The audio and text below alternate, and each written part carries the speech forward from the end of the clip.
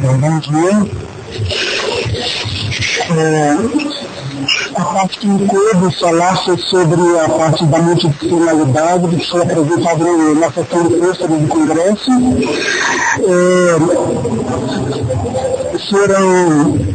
Foram apresentados em torno de quase 300 pôsteres.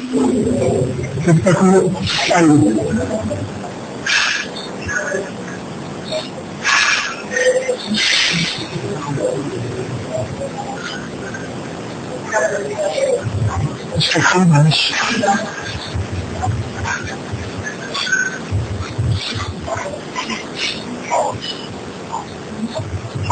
Descendo essa barra daqui de baixo. Aqui.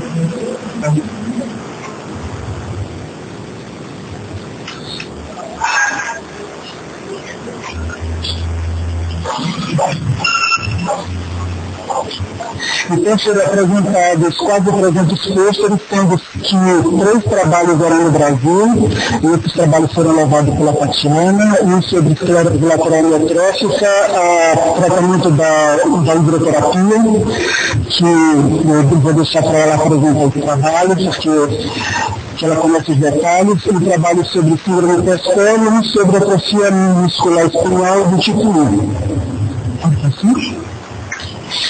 Em relação à importância da multidisciplinaridade, já é um consenso internacional de que o paciente esclerose lateral amiotrófica precisa de ser acompanhado por uma equipe multidisciplinar. E eles trouxeram para o simpósio a importância de fazer banco de dados para colher toda a informação necessária, tanto do medicamento como dos cuidados, para que os pacientes possam ser beneficiados, como também ter dados suficientes para os pesquisadores. Eles apresentaram, então, a instalação de um banco de dados nacional, que foi colocado, o projeto foi feito em 2006, a lei foi aprovada em 2008, e hoje eles estão implantando esse banco de dados, que é para colher dados dos pacientes de todo o sistema de saúde do país, e também de que os próprios pacientes tenham acesso a esse banco de dados para dar as suas informações. E todas essas informações serão acessadas pelos pesquisadores. Uma outra proposta de banco de dados foi uma que já foi, o doutor Acari já tinha pensado aqui, que já está em instalação no Brasil, um banco de dados multicentro, onde cada centro vai ter independência de colocar esses dados nesse banco de dados, e vai ter uma central eletrônica que vai gerenciar todos esses dados. Esses dados serão, então, acessados pelo paciente, quando ele precisar, pelo médico que ele for procurar, e também pelos pesquisadores que podem acessar esses bancos de dados. Em relação à qualidade de vida, um trabalho que chama a atenção é a questão da síndrome das pernas inquietas na esclerose lateral amiotrófica. O que os pesquisadores colocaram é que até então não existe estudos para verificar a prevalência da síndrome das pernas inquietas no paciente de esclerose lateral amiotrófica, que é uma sensação de inquietação que a pessoa tem, principalmente antes de dormir, nas pernas, que ele precisa se movimentar e até massagear a perna para ter conforto. E que esse tipo de manifestação, ela vai interferir na qualidade de vida dos pacientes. E então, eles fizeram um estudo verificando 69 pacientes, e eles encontraram que 18% desses pacientes, 18,8% desses pacientes apresentavam síndrome das pernas inquietas, o que eles acharam que foi uma prevalência muito alta para a esclerose lateral amiotrófica. E que desses 18% desses pacientes, 92% foram classificados como tendo a síndrome das pernas inquietas moderada ou grave. Então, eles colocam que, embora não seja conhecida a síndrome das pernas inquietas na esclerose lateral amiotrófica, eles colocaram que a distinção da adicional da coluna vertebral poderia ser motivo para esses sintomas, mas eles concluem de que há uma necessidade de que no programa de avaliação, na primeira avaliação do paciente, a equipe multidisciplinar dê importância para essa queixa do paciente, procure investigar esse tipo de queixa, esse tipo de incômodo nas pernas dos pacientes, porque é um problema que pode ser tratado.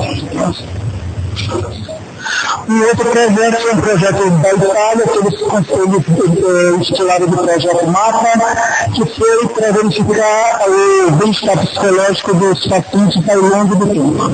O que eles verificaram nesse estudo? O que eles queriam ver? No decurso da doença, como que se comportava a qualidade de vida e a questão da depressão, a ansiedade, tanto no paciente como nos cuidadores. E eles acompanharam esses pacientes por um período de um ano e eles fizeram quatro avaliações de 4 em 4 meses. E eles avaliaram então 40 pacientes com seus 40 cuidadores. E o que eles fizeram com aqueles instrumentos ali? Tanto o inventário de depressão de Becker, a escala de qualidade de vida de Lechman e esse inventário de ansiedade. Então, o que eles verificaram? Que existe realmente uma complicação, uma alteração na questão de ansiedade e qualidade de vida no paciente, mas principalmente no cuidador. E aí, esse trabalho vem chamando a atenção de estudos que já têm sido apresentados de que muitas vezes o cuidador está mais doente do que o paciente.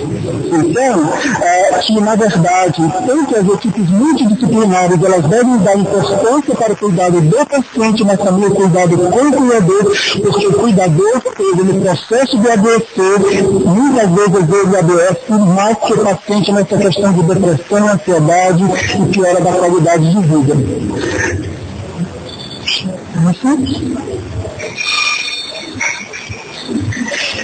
Esse daqui é um trabalho da escola bem interessante, que foi a equipe de serviço social que tentou avaliar como que era o envolvimento das famílias com a doença.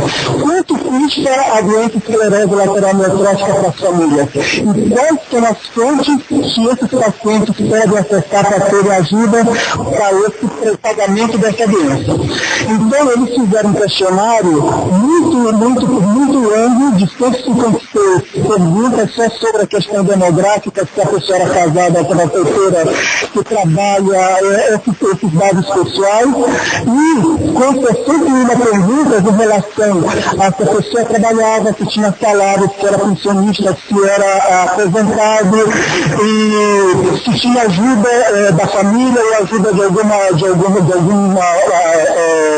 organismo público, e eles enviaram via correio esses questionários dos pacientes e dos 460 responderam por cima disso que eles fizeram esse estudo. Então, o que eles concluíram? Que apenas 8% dos pacientes no processo de AVC ainda tinham uma atividade de trabalho remunerada, em que a maioria deles, 51%, deixaram de trabalhar depois que começou o processo da doença. Que 46% dos cuidadores tinham deixado de trabalhar tempo integral para trabalhar meio tempo para poder ficar cuidando dos pacientes, porque a maioria desses cuidadores eram familiares que cuidavam do paciente. Uma outra coisa que eles detectaram nesse trabalho é que quando esses pacientes procuraram os órgãos públicos para terem a sua doença reconhecida e receberem então esses auxílios, a demora desse tempo foi de 11 meses, que foi em torno de um ano, para eles terem acesso a esses recursos públicos. E que, para receber de fato as ajudas financeiras, eles terão em torno de 16 meses, 17 meses, quase 2 anos. Essa é a realidade da Espanha. Outra coisa que eles verificaram nesse trabalho foi que 38%, quase 39% dos pacientes dependiam inteiramente desses recursos que eles conseguiam, como a pensão ou qualquer auxílio que eles conseguiriam via serviço público. E 34% deles dependiam do salário do seu companheiro para poder custear a doença. E o que eles concluíram? Que nos últimos 12 meses, 68% dos pacientes tinham recebido menos que 3 mil euros de ajuda das ações governamentais e que tinham a perspectiva de receber nos próximos anos seguintes menos que 6 mil dólares, quando eles verificaram que o custo da doença por ano era de 10 a 60 mil euros por família. Então, o que esse estudo mostrou? Que o custo da doença esclerose lateral amiotrófica para a família é extremamente alto em relação às fontes de renda, de salário, ou pensão, ou aposentadoria, mais as ajudas de custos do serviço público em relação ao custo da doença. E que isso deve chamar atenção não só para as políticas públicas de saúde, como também para as próprias famílias que organizaram essa questão de quanto custa a doença esclerose lateral amiotrófica. E aí, quando a gente pensa da grande necessidade do acompanhamento multiprofissional para esses pacientes, e quando esses pacientes não estão em cidades que oferecem esse serviço no serviço público, esse custo aumentaria muito mais. Próximo.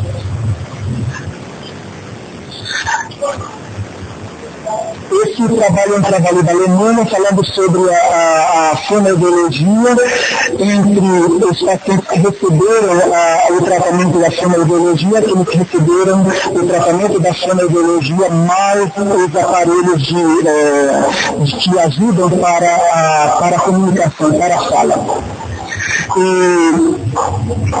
Eles estudaram 36 pacientes que foram. Uma parte desses pacientes, 22, submeteram apenas ao tratamento, à terapia de fala, e os outro grupo de pacientes utilizaram, além da terapia de fala, utilizaram esses aparelhos que ajudam a comunicação. Então, o que eles verificaram? Que aqueles pacientes que receberam a terapia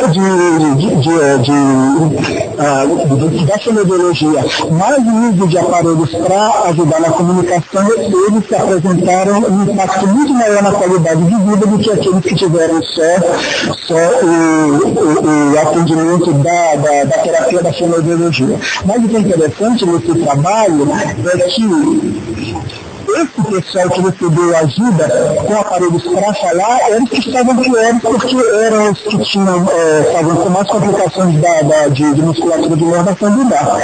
E por isso, aí se verifica essa diferença da qualidade de vida, principalmente nesses subscores da escala de funcionalidade nas questões lombares. Mas o que eles verificaram é que esse atendimento, assim como um estava pior do que o outro, teve menores scores na funcionalidade, mas quando eles foram avaliar, comparar os dois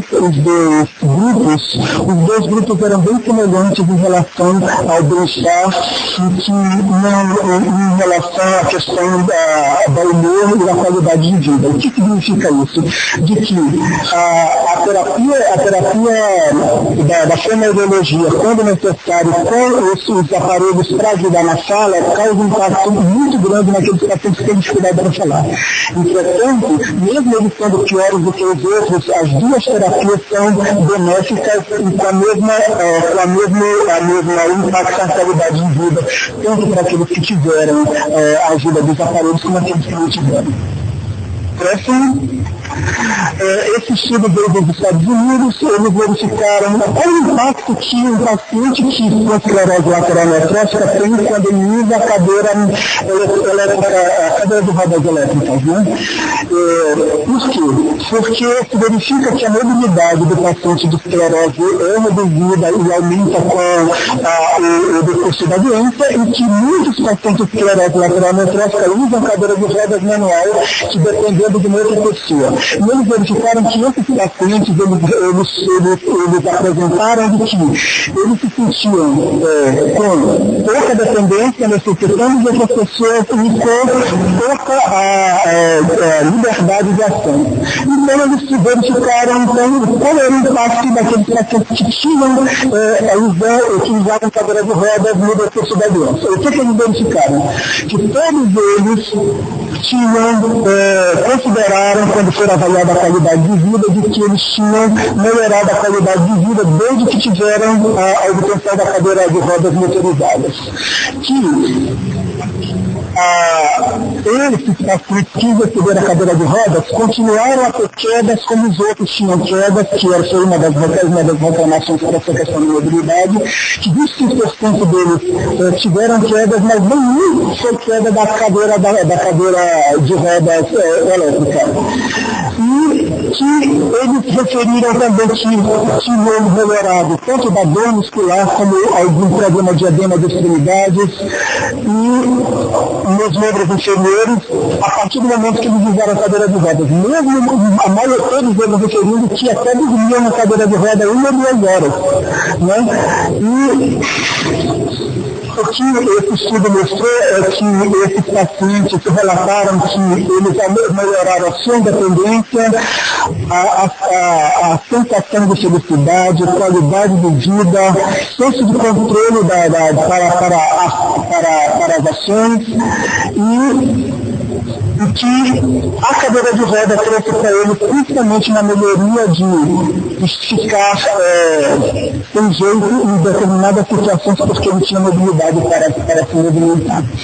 E eles verificaram que o tempo médio desses pacientes que obteram a cadeira de rodas depois que receberam o diagnóstico foi de em torno de 48 meses.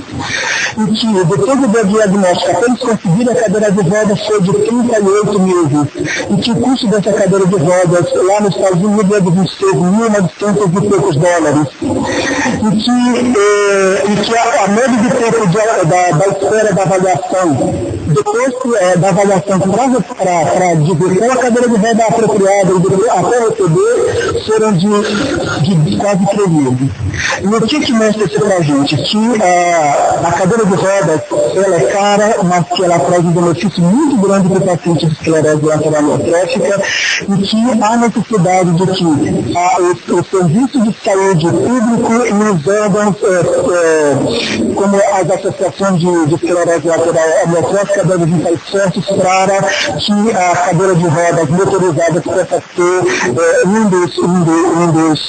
dos itens de distribuição, como a gente tem a cadeira de roda manual, né? Porque se vê que há um impacto muito grande para o paciente de ela. O outro estudo da Austrália foi a questão das quedas no paciente de esclerose lateral amiotrófica. Então, eles mostram que esse índice de quedas em pessoas adultas já é alto, né, mesmo das pessoas de terceira idade. E principalmente nos pacientes com esclerose lateral amiotrófica. Eles avaliaram, então, acompanharam aí os pacientes em média com 65 anos, atendidos em 3 anos, e esses pacientes que eram a maioria de homens, eles verificaram que 48 deles tiveram história de queda nesses 3 anos de acompanhamento. E que 8 deles, essas quedas levaram à fratura. E que 12 deles não tiveram história de quedas. O que eles verificaram? Que a maioria daqueles que tiveram quedas com fraturas foram aqueles pacientes que tiveram início da fratura nos membros inferiores. O que é uma coisa quase que é lógica de você pensar. Mas o que chama a atenção aqui é que mesmo os pacientes com início de membros superiores e início do bar tiveram um índice considerável de quedas e muito parecido entre um e outro.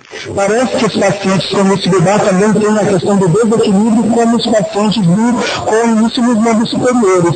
Então, o que eles chamam a atenção nesse trabalho é que há necessidade de que a triagem do paciente de esclerose lateral amiotrófica, essa avaliação primeira, na equipe multidisciplinar, deve chamar a atenção para fazer o histórico de queda desses pacientes e interferir com a prescrição dos aparelhos necessários para que haja a prevenção dessas quedas. E que, se você trabalha a prevenção das quedas no paciente de esclerose lateral amiotrófica, isso para o tratamento da equipe multidisciplinar é uma questão de grande significância. O próximo é uma continuação do estudo da Itália, lá daquela equipe do Dr. Thior.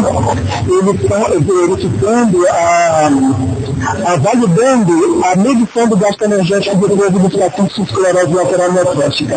Então, eles estão usando uma nova ferramenta, eu até estava falando agora aqui com uma das profissionais da área, né, porque verificando se ela conhecia esse tipo de braçadeira de multitensão metabólica que eles estavam usando para a medição desse gasto energético inveroso para os pacientes de ela. Eles avaliaram, então, 39 pacientes e o método que eles usaram foi a avaliação desse gasto energético após uma noite de jejum, verificaram o gasto de peso, a calorimetria indireta e depois verificaram a composição corporal por bioimpedância e o cálculo de massa gorda e massa magra nesses pacientes. O que eles verificaram? Que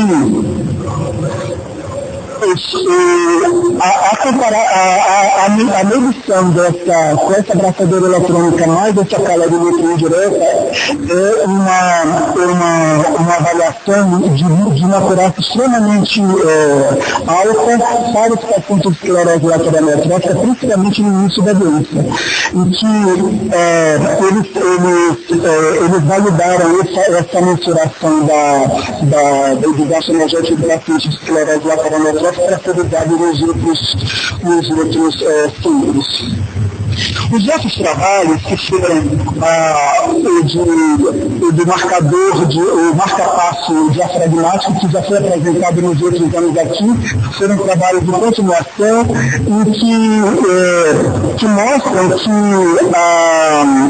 a PEG, junto com o marca-passo diafragmático, ele tem uma melhora, tem uma eficiência para o paciente de esclerose lateral amiotrófica, muitas vezes melhor do que quando o paciente só tem a PEG em relação à sobrevida. Próximo. E o trabalho que foi apresentado do Brasil de ela foi o trabalho da Tatiana de hidroterapia, e eu queria pedir para a Tatiana apresentar o trabalho da Ilha. Foi um trabalho com 54 pacientes com 3 anos de hidroterapia, um trabalho de um tempo longo de terapia, e o que chamou a atenção para os outros grupos de pesquisadores, né, de equipe multidisciplinar lá no Congresso.